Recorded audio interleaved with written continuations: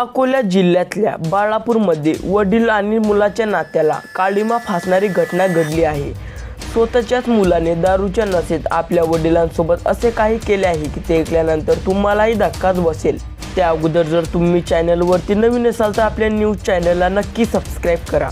मिळालेल्या माहितीनुसार अकोला जिल्ह्यातील बाळापूरमध्ये आकाश इंगळे 30 वर्षीय हा तरुण आपल्या कुटुंबासोबत राहतो। आकाशला दारूचे व्यसन होते।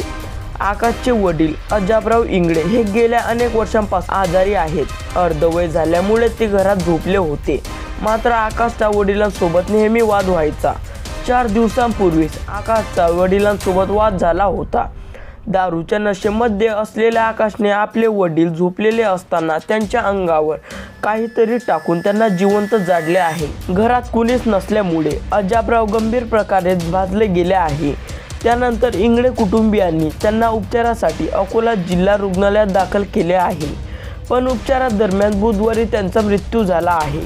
याआधी अकोल्यातील सिटी पोलिसांनी या प्रकरणी मृत्यूची नोंद केली होती, मात्र त्यानंतर हा धक्कादायक प्रकार समोर आला।